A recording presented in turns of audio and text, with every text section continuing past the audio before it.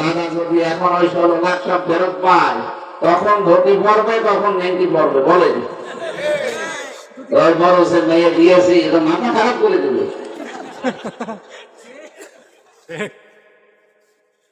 মেয়ে আমাদের এমনিতে একটু হাঁপাবো, মাথা খারাপ মানে এই দেশের মানুষ গেছে জানিয়েছে, এখন গেছে যার গাড়ি, যদিও তার সাথে বিয়ে দেওয়া জায়েজ নেই, কারণ সে হচ্ছে ফুল হাঁটা, আমরা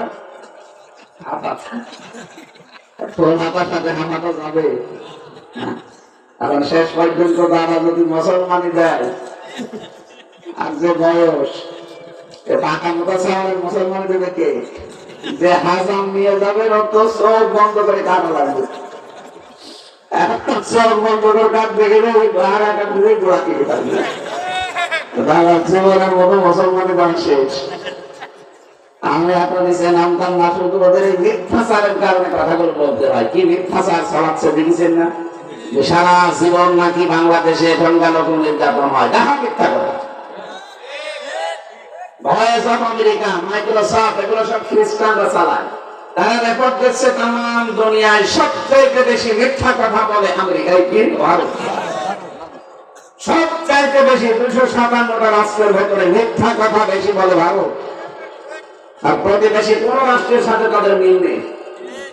আফগানিস্তানের সাথে একটা বর্ডার আছে হালকা, চিকন, মিল নেই। পাকিস্তানের সাথে তো দাঁড়া সম্পর্ক।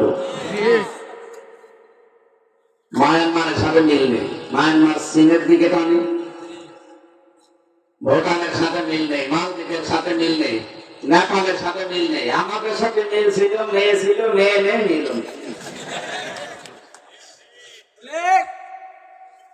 কার সাথে মিল আছে? এই জন্য তো সারা দুনিয়ার মরণটাকে ডেকেছে। কেমন মানুষ তুমি যে কেউ তোমার দেখতে পারে না? একজন মহিলা খালি গল্প করে বেড়ায় কি এলাকায় সবাই আমার ভালোবাসে, শুধু খোকার বাপ আমার দেখতে পারে না। তোরা এলাকার সবার ভালোবাসার দরকার আছে। খোকার বাপ করে যদি দেখতে পারে তাহলে তো ভালো মানুষ। একথা বলি না কেন? খোকার বাপই ওরা দেখতে পারে না বলে ভালো মানুষ। এখানে মিথ্যাচার আপনারা বন্ধ করবেন। তখন দুনিয়া ছেড়ে ফেলেছে যে এরা মিথ্যা কথা বলে। বাংলাদেশের সংখ্যালঘু নির্যাতন বলে কিছু নেই, এটা প্রমাণ অলরেডি হয়ে গেছে। বাংলাদেশে সবচেয়ে বেশি নিরাপদে আছে অন্য ধর্মের লোকেরা।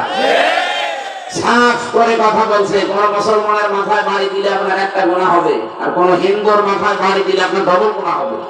একদিকে জুলুমের গুনাহ, আর একদিকে আমানতের খেয়ানত করার গুনাহ। তারা আমাদের কাছে আমানত, তারা কি আমরা যেন আমানতের খেয়ানত না করি। তো খেয়াল করে হিসাব নিকাশ করে চলা লাগবে। কারো উস্কানিতে পা দেবেন না। ও জালেমরা পালিয়ে কিন্তু বসে নেই, বিভিন্ন উস্কানি লাগাচ্ছে। কত রকমের উস্কানি লাগিয়েছিল, একটা হালে পানি নেয়নি। হিন্দুদের লাগাতে যাচ্ছে। সচেতন হিন্দু যারা তারা বুঝে ফেলেছে না, একটা শয়তান মহিলা। সেদিন আমির জামাত ডাক্তার শফিকুর রহমান হাফিজাহুল্লাহ নিয়েছিল গাইবান্ধা। ওনার আগে একজন হিন্দু পুরোহিত ঠাকুর সে বক্তব্য দিয়েছে। সে জানিয়েছে যে আমরা আগস্টের 5 থেকে আজকের দিন পর্যন্ত সবচাইতে নিরাপদে আছি বাংলাদেশে। আর আমরা বিশ্বাস করি কোরআনের আইন যদি দেশে কায়েম হয় তাহলে আমরা আরো নিরাপদে থাকবো।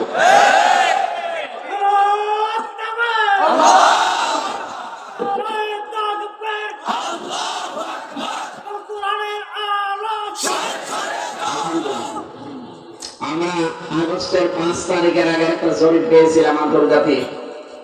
এই দেশে মাত্র 100 জনের 15 জন মানুষ চাইতো এই দেশে কোরআনের বিধান কায়েম হোক। 100 জনের কয়জন? মাত্র 15 জন। অথচ এই 4 মাসের ব্যবধানে জানুয়ারির 1 তারিখের রিপোর্ট দেখেন।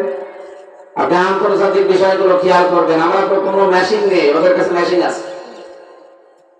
ওরা দেখতে পাচ্ছে এই মাত্র 4 মাসের ব্যবধানে এই দেশে এখন 100 জনের 58 জন মানুষ চাচ্ছে কোরআনের বিধান কায়েম হোক। এজন্য আমরা আশা করছি দেশে কোরআনের বিধান আমরা দেখতে পারবো ইনশাআল্লাহ। কারণ মাসলুম দল ছিল মুসা নবীর দল। আল্লাহ বলেন নুরিদু আন্না মুন্না আলাল্লাযিনা ইসতাদআফু ফিল আরদ। আমি একটা ইচ্ছা করেছিলাম। ইচ্ছা করেছিল কে? আল্লাহ। বলেন বলেন আল্লাহ। আল্লাহ ইচ্ছা করলে ওটা কেউ রদ করতে পারে? ফাআলুল লিমা ইউরিদ, আমি যা ইচ্ছা তাই করব। আমি ইচ্ছা করলাম যে আমি মনন করব। মনন মানে কি? অনুগ্রহ করা। আমি একটা দলের উপরে অনুগ্রহ করব, যে দলকে ফেরাউন কোন ঠাসা করে রেখেছিল, আর আমরা জানি ওই দল মুসা নবীর দল। কথা বলে না কেন? ও দলকে বিভিন্ন মানুষকে দলে দলে বিভক্ত করে রাখতো, যেন মানুষ এক জায়গায় হতে না পারে। বাংলাদেশে ওই লেডি ফেরাউন এটাই করেছিল। দেখেন এই দলে দেশে মানুষ যত আছে, যে দল বেশি, ছোট ছোট দল দলে বিভক্ত করে রাখে। আমি তো জেলখানায় দেখেছি, বহু মানুষকে টাকা পয়সা দিয়ে দিয়ে দল বানাতে উদ্বুদ্ধ